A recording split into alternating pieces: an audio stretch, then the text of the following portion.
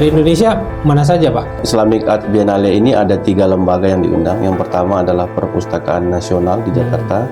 Kemudian yang kedua ada Museum Sono Budoyo di daerah istimewa Yogyakarta. Dan yang ketiga adalah Museum Negeri Nusa Tenggara Barat. Kira-kira kalau Sono Budoyo mewakili Islam Jawa, peradaban Islam Jawa, kalau Museum NTB mewakili peradaban Islam pesisir. Betul, Pak. Di luar Jawa. Di luar Jawa. Museum Sono Budoyo dan Museum NTB. Apa kira-kira keunggulan dari dua museum ini? Kita memiliki keunikan dari segi koleksi.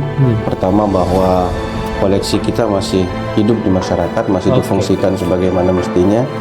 Sehingga koleksi tersebut tidak sekedar sebagai artefak saja, tetapi bisa kita buktikan fungsionalitasnya dan keberadaannya di masyarakat. Assalamualaikum warahmatullahi wabarakatuh, sahabat museum dimanapun berada. Nah, sekarang kita ketemu lagi nih di Museum Talk, Museum Negeri Nusa Tenggara Barat.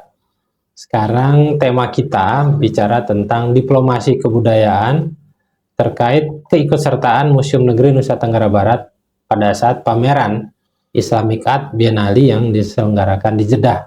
Jadi ini kita ngulik pameran yang sudah selesai, karena barangnya pada saat kita melakukan rekaman ini pamerannya sudah selesai dan barang-barangnya sudah kita kembali. Kita bersama dengan Pak Iwan, pamong budaya muda yang ada di Museum Negeri Nusa Tenggara Barat. Nama lengkapnya Pak Isna Hadi. Sehat, Pak? Alhamdulillah sehat, Pak. Sehat selalu. Jadi, kita bicara tentang pameran di Islamic Art Biennale. Nah, gimana ceritanya, Pak? Kan kemarin berangkat ya? Ya, berangkat. Nah, cerita awalnya Museum Negeri Nusa Tenggara Barat diundang pada saat pameran tersebut. Itu gimana cerita awalnya? Baik, jadi izin sahabat museum, Museum Negeri Nusa Tenggara Barat keterlibatannya di Islamic Arts Biennale tahun 2025 ini. Pada awalnya kita mendapat undangan dari Diriyah Biennale Foundation, itu salah satunya adalah andil dari Bapak James Bennett selaku kurator kita di Museum Negeri Nusa Tenggara Barat, yang mana beliau merekomendasikan bahwa di Indonesia kita tidak sekedar sebagai museum provinsi saja, tetapi juga memiliki kelayakan untuk bisa tampil di level yang lebih tinggi, bukan cuma di level daerah. Atas dasar itulah maka kemudian tim kuratorial dari DBF juga dari Kementerian Kebudayaan Arab Saudi melihat keseriusan dan kesiapan dari Museum Negeri Nusa Tenggara Barat untuk mengikuti ajang internasional tersebut. Berarti dari sisi proses Museum Negeri Nusa Tenggara Barat diundang? Betul, Pak, diundang. Karena kapasitasnya? Karena kapasitasnya. Mewakili Indonesia? Ya, mewakili Indonesia. Dari Indonesia mana saja, Pak?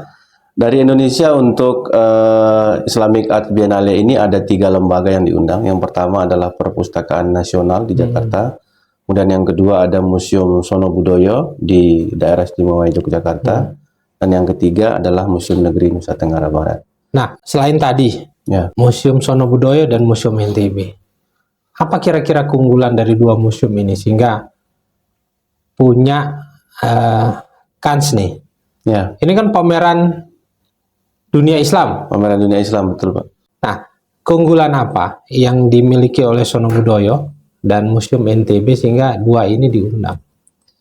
Baik, mungkin kita mulai dari Museum Negeri Nusa Tenggara Barat dulu. Jadi, yang kita pahami dari proses awalnya, kemudian dari kuratorial, pemilihan seleksi materi dan seterusnya adalah bahwa kita memiliki keunikan dari segi koleksi. Pertama bahwa koleksi kita masih hidup di masyarakat, masih difungsikan sebagaimana mestinya, sehingga koleksi tersebut tidak sekedar sebagai artefak saja, tetapi bisa kita buktikan fungsionalitasnya dan keberadaannya di masyarakat. Kemudian yang kedua, untuk Museum Sono Budoyo kami melihat bahwa di situ ada semacam akulturasi, proses akulturasi juga di proses perkembangan peradaban Islamnya, khususnya yang ada Di Jawa. di Pulau Jawa, itu yang kemudian koleksi yang mereka bawa yang kemudian dipamerkan di Islamic Arts Biennale. Kira-kira kalau Sono Budoyo mewakili Islam Jawa, peradaban Islam Jawa, kalau Museum NTB mewakili peradaban Islam pesisir Betul, betul Pak. di luar Jawa. Di luar Jawa. Oke. Dari sisi tema, Ya. apa tema kemarin yang diusung oleh panitia? Temanya itu awalnya memang Arts in Number, tema awal untuk kuratorial, tapi kemudian berkembang seiring waktu berubah menjadi All That Is in Between. Jadi segala hal yang berada di antaranya, kurang lebih kita maknai seperti itu. Maksudnya di antara Kalau keduanya, maksudnya timur dan barat gitu. ya timur dan barat, sehingga kemudian mungkin kita melihat bahwa panitia tidak kaku untuk menetapkan tema tersebut, artinya tidak harus kemudian koleksinya yang dipilih yang menunjukkan nuansa Islami, mungkin tidak seperti itu, tapi karena dia meletakkan temanya pada yang ada di antaranya, kemudian kita bisa memberikan keleluasaan bagi kita untuk menentukan koleksi yang kira-kira memberikan ada proses peralihan khususnya yang ada di Nusa Tenggara Barat, misalnya akulturasi dari dinamisme, peralihan dari dinamisme ke Hindu, kemudian ke Islam, itu yang bisa kita tampilkan melalui koleksi yang kemudian kita kirimkan. Oke. Berarti ini tidak hanya terkait dengan benda yang bernilai budaya Islam, Ya, betul. tapi juga melibatkan benda yang terpengaruh, Betul. Ada proses akulturasi, saling mempengaruhi saling mempengaruhi di situ. di antara benda-benda itu. Ya. Apa sebabnya Saudi membuat pameran besar yang menghadirkan 20 negara, 30 institusi? Itu apa kira-kira? Apa kepentingan Saudi? Promosi budaya tentu saja. Jadi budaya. betul. Jadi sebagaimana kita ketahui bersama kan, Saudi pada saat ini berada dalam proses transisi dari yang hanya mengandalkan minyak atau apa istilahnya sumber daya alam sebagai potensi utama, kemudian haji dan umroh misalnya seperti itu, kemudian sekarang perlahan beralih ke pariwisata. Berarti Saudi ini sedang berubah. Saudi sedang berubah. Termasuk ini kan sesuatu hal yang mungkin berapa dekade kita tidak pernah mendengar Saudi menyelenggarakan pameran ya. Betul, Pak. Sekarang tiba-tiba Saudi membuat pameran. Ya, dalam skala yang internasional. Skala internasional. Dengan full biaya dari sana. dari mereka. Dari mereka. Ini berarti ada pergeseran terkait dengan target dari pemerintah, khususnya Raja Salman atau Perdana Menteri putranya putra mahkota itu, Muhammad bin Salman. Dia ingin mengkonversi pendapatan menjadi dunia pariwisata. Nah, apa barang-barang yang dikirim oleh Museum Negeri Nusa Tenggara Barat? Untuk kita sendiri ada 8 koleksi. 8 koleksi. Ada 8 koleksi, ada 2 keris, kemudian ada 3 kain tenun, wastra. Kemudian ada 2 pekinangan, serta 1 naskah manuskrip. Nah, koleksi itu apakah itu juga representatif dari masyarakat yang ada di Nusa Tenggara Barat? Baik, jadi dari kuratorial yang kemudian kita sampaikan berdasarkan koleksi yang ada itu, representasinya tentu saja di sini ada, kita mungkin menyebutnya semacam oposisi biner ya. Jadi di sosiologi masyarakat kan ada ranah bagi laki-laki, ranah domestik perempuan, kemudian pertemuan di antara keduanya. Jadi pertemuan antara ranah laki-laki dan ranah perempuan itu kemudian ada koleksi juga yang mempertemukan keduanya. Jadi di ketiga hal ini kemudian direpresentasikan dalam 8 jenis koleksi tersebut. Oke, jadi 8 ini 8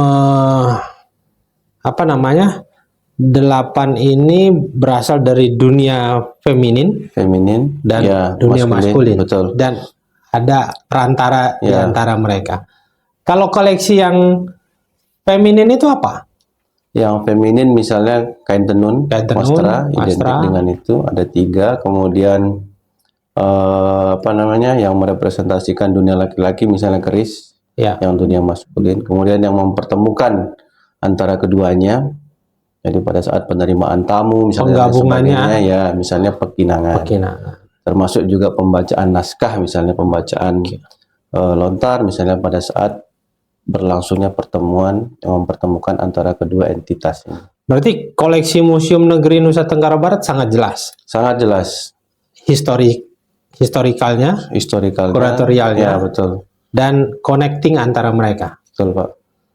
Oke.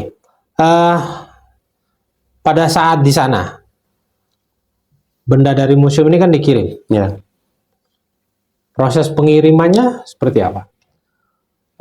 Jadi di tahap pengiriman itu ada kurir dari Museum Negeri NTB yang juga dikirim untuk mendampingi benda tersebut, transit di Jakarta, kemudian berbarengan dengan Museum Sono Budoyo dan Perpustakaan Nasional. Setelah custom check di Bea Cukai, kemudian dikirim bersamaan ke Terminal Haji Barat di Jeddah. Terkait dengan itu ada pengurusan izin? Tentu saja, Pak. Jadi yang pertama itu untuk koleksi sendiri kita harus bersurat dulu ke Kementerian Kebudayaan terkait perizinan, karena kita membawa barang milik negara, katakanlah demikian, ke luar negeri, jadi harus ada semacam surat izin ke Kementerian Kebudayaan. Itu yang pertama. Kemudian yang kedua tentu saja terkait dengan asuransi, karena nilai benda yang sangat luar biasa, jadi harus ada asuransi yang tentu saja penting bagi jasa ekspedisinya untuk menentukan besaran perlindungan terhadap benda tersebut. Ya. Oke. Setelah benda di sana, di display segala macam, bagaimana antusias pengunjung terhadap koleksi yang dimiliki Museum Negeri Nusa Tenggara Barat? Kami kira sangat positif, sangat baik. Ini bisa kita lihat dari beberapa kali stand kita atau vitrin kita ditampilkan di media sosialnya Diriyah Biennale, jadi DBF itu kita saksikan di situ. Kemudian ada feedback juga bagaimana misalnya ketika museum memposting tentang koleksi kita yang dipamerkan di situ, ada imbal balik dari panitia yang misalnya memberikan like dan sebagainya, tanggapan di media sosial Museum Negeri Nusa Tenggara Barat terhadap koleksi yang kita pamerkan. Nah, ini kan pameran internasional. Ya. Sebelumnya museum pernah ikut pameran di level internasional? Sepertinya ini yang pertama kali. Ini yang pertama kali. Apa dampak bagi Museum Negeri Nusa Tenggara Barat terkait keikutsertaan Museum Negeri pada pameran tersebut di skala internasional? Baik. Yang pertama visibilitas mungkin ya. Ya. Keterlihatan kita di dunia internasional, artinya entitas museum daerah bisa tampil di dunia internasional, itu suatu yang diketahui oleh dunia internasional, itu suatu yang luar biasa. Ada keuntungan promosi yang bisa kita peroleh, baik itu promosi untuk lembaga secara internal maupun pemerintah daerah di level yang lebih tinggi, termasuk juga negara ya, Bank Indonesia sebagai perwakilan. Jadi hal-hal tersebut menjadi hal yang sangat penting, jadi modal yang sangat penting bagi Museum Negeri Nusa Tenggara Barat, karena pengalaman dasar ini tentu saja membuat kita siap kalau misalnya kita melaksanakan atau terlibat dalam pameran internasional berikutnya. Jadi lembaga museum ini sebagai terkenal. Ya, betul. Apa kira-kira kontribusi bagi daerah Nusa Tenggara Barat? Pertama, kembali ke ini ya, kalau misal kita merujuk kepada visi misi pimpinan daerah kita sekarang kan, ya tentu saja kita secara langsung katakanlah demikian sudah mendukung visi beliau untuk NTB mendunia itu, karena ini yang bisa maksimal kita laksanakan oleh Museum Negeri Nusa Tenggara Barat, bagaimana membawa potensi benda budaya yang ada di museum ke level internasional, memperkenalkannya kepada halayak internasional, publik internasional, sehingga mereka tahu bahwa ada satu, katakanlah ada satu titik di Indonesia ini yang bukan hanya Bali, yang memang layak untuk dikunjungi, kurang lebih seperti itu. Apalagi kita daerah dengan multikultural ya. Ya, Ada subsuku Sasak, subsuku bangsa Samawa Ya. dan Bojo segala macam. Nah, berarti positif bagi positif, sangat positif. promosi kita. Ya, Nah ini kita mau tanya nih, setelah di sana tuh kan di display segala macam itu, ya. ada yang menarik tidak dalam proses pameran itu? Kalau dari segi display, pertama tentu saja kita menyadari level kita, menyadari level kita. Artinya begitu kita menyaksikan bagaimana orang-orang bekerja di level internasional terkait dengan penataan, terkait dengan bagaimana menarik minat dari pengunjung itu, kami pikir bagaimana cara menata benda kita itu sangat luar biasa. Kita banyak belajar dari penataan, bagaimana mengorganisirnya termasuk itu juga. Jadi pengalaman ini sangat berharga bagi kami yang ikut mengawal benda tersebut. Yang berangkat dari Museum NTB berapa orang? Untuk pengiriman ada 2 orang. Yang pertama ada Bapak Bunyamin dan Ibu Salsabila. Kemudian untuk penjemputan, pengambilan barang ada saya. Kemudian ada satu lagi dengan Ibu Yunita untuk pengambilannya. Oke, berarti nilai positif juga didapatkan oleh tidak hanya promosi ya, Ya, betul. tapi ada nilai lebih bagi karyawan museum. Museumnya ada peningkatan kompetensi, peningkatan kompetensi jelas. Menambahkan menambahkan kurikulum CV lah ya, bahwa pameran dunia internasional. Ya. Jadi pergaulannya bertambah, Pergaulan bertambah. kapasitas perubahan, karena yang namanya permusiuman ini kan terus berubah dan pasti ada hal-hal baru ya yang kita dapatkan. Oke, selain itu apalagi catatan nih terkait dengan pameran Islamic Biennale Art? Baik, mungkin saya tambahkan pertama dari segi sumber daya manusianya, peningkatan kapasitas sekaligus tantangan bagi siapapun yang berangkat ke sana, karena bahasa Inggris itu suatu yang sangat basic ya, yang harus memang kita kuasai. Jadi komunikasi kita dengan pihak atau panitia yang di sana juga menjadi lebih lancar. Kemudian yang kedua, yang sangat membanggakan bagi kami pada saat di sana adalah apresiasi dari panitia. Pertama, panitia melihat bahwa kita bisa menyesuaikan diri dengan ritme. Jadi mereka memberikan ritme, memberikan tugas, bisa kita selesaikan dengan baik. Berarti kita bisa menyesuaikan dengan permintaan dari sana. Betul Pak, kita bisa. Dan itu permintaan standar internasional. Standar internasional, bisa kita sesuaikan.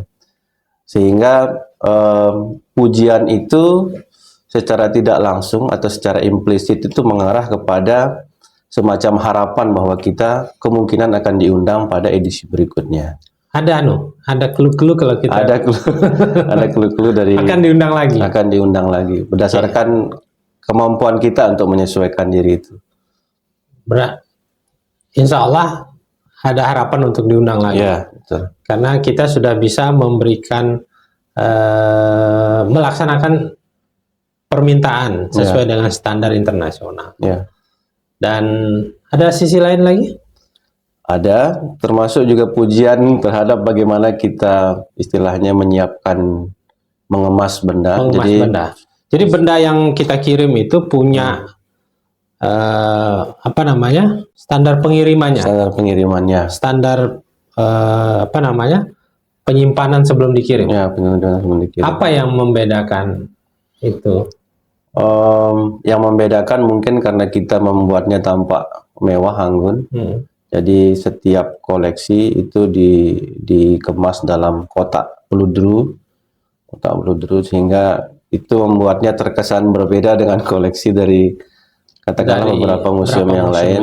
Ya, dengan standar mereka sendiri. Mereka sampaikan langsung. Kebetulan ada kurator dari Loudon and Smith yang London yang kemudian menghampiri kami pada saat proses pembongkaran itu dan menyatakan bahwa kotak Anda luar biasa. Anda serius mengikuti, kurang lebih seperti itu.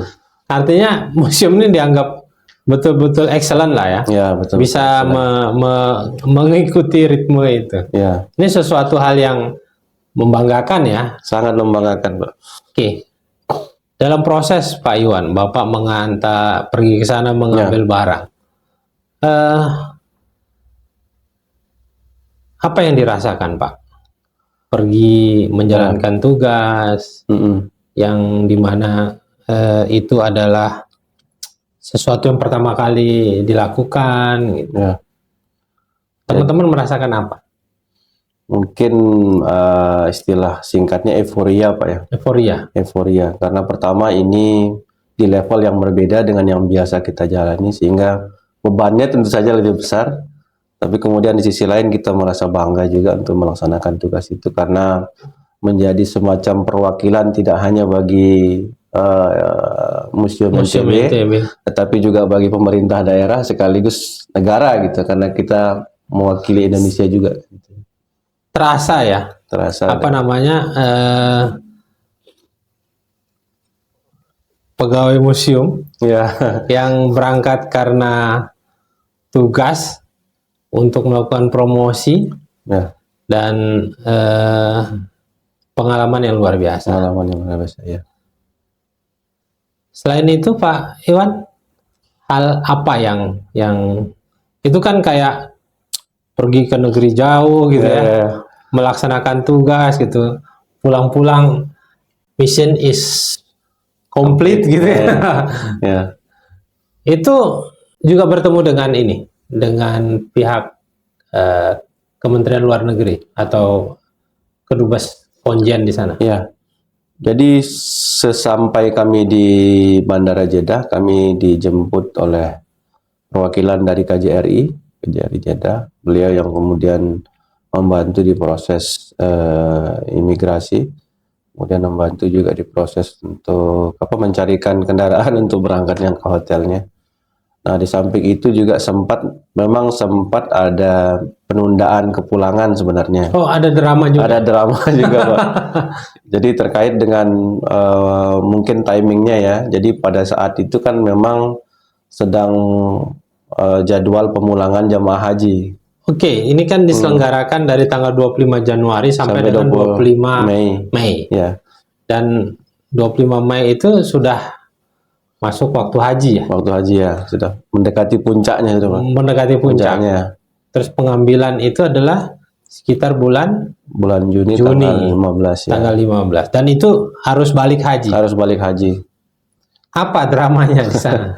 Jadi karena kargo kita Garuda, nah sementara kan Garuda mungkin memprioritaskan untuk barang dari jamaah haji, sehingga kemudian yang seharusnya kami bisa pulang tanggal 19 itu harus mundur 1 hari karena menunggu ketersediaan kargo yang mana.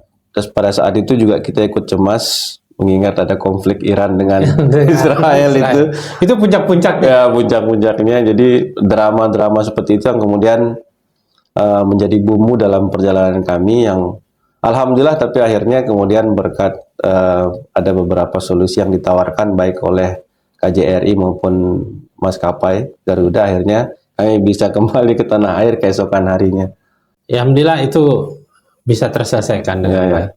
Nah, apa kekurangan dari yang harus disiapkan oleh Museum Negeri Nusa Tenggara Barat andai kata kita akan, ya hitunglah nanti akan diundang kembali, apa hal-hal yang harus menjadi catatan menurut Pak Iwan? Yang pertama tentu saja ya, penguatan dari sisi dari sisi dokumen yang kita siapkan, kemudian dokumen khususnya untuk kondisi koleksi itu juga sangat penting. Jadi harus menjadi pembelajaran bagi setiap kurir yang berangkat terkait dengan kondisi koleksi. Jadi kita punya pemahaman yang sama tentang kondisi koleksi sebelum berangkat maupun pada saat pembongkaran mau pulang. Kemudian yang kedua, akan lebih mudah kalau seandainya semua kurir atau semua pihak yang berangkat ke luar negeri itu kita memegang paspor biru, paspor diplomatik. Paspor diplomatik itu sangat memudahkan kita di imigrasi. Karena kalau pengalaman kami kemarin karena menggunakan paspor hijau itu agak lama karena harus mengikuti antrean yang reguler, kurang lebih seperti itu yang ini. Catatan terakhir terkait dengan promosi budaya ini, Ya. masih terbuka tidak kemungkinan Museum Negeri NTB untuk melakukan kerjasama internasional? Sangat terbuka, karena menurut kami apa imbas dari keikutsertaan kita di Islamic Arts Biennale tentu saja dilihat oleh kolega yang lain yang juga ikut terlibat. Nah, kemudian mengingat bahwa kita juga punya tugas untuk promosi kebudayaan yang tidak hanya di tempat itu saja, katakanlah demikian. Jadi harapannya di tahun ini juga kita bisa ke lokasi yang lain, entah di negara tetangga atau di mana. Masih banyak koleksi yang dimiliki Museum Negeri Nusa Tenggara Barat yang patut untuk kita pamerkan. Sangat banyak. Sangat banyak. Jadi konsepnya mungkin karena eksplorasinya yang perlu kita perbanyak, Pak ya. Ya. Pesannya kemarin kan setiap koleksi layak untuk didengar oleh dunia. Ya, betul. Oke, teman-teman sekalian, itu bincang-bincang kita pada sore hari ini terkait dengan promosi budaya keikutsertaan Museum Negeri Nusa Tenggara Barat pada Islamic Art Biennale. Ini adalah catatan bagi kami di Museum Negeri Nusa Tenggara Barat terkait dengan kesiapan untuk tampil di ajang internasional.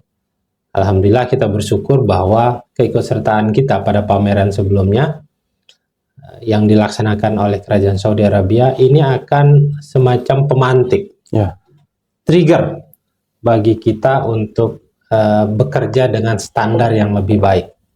Dan insya Allah kedepannya akan banyak orang yang mengenal Nusa Tenggara Barat, orang yang mengenal Museum Negeri Nusa Tenggara Barat, sehingga peluang kita untuk kerjasama internasional makin terbuka. Dan dari dialog kita memang memberikan efek positif bagi pegawai internal dan promosi yang bagus bagi Museum Negeri Nusa Tenggara Barat.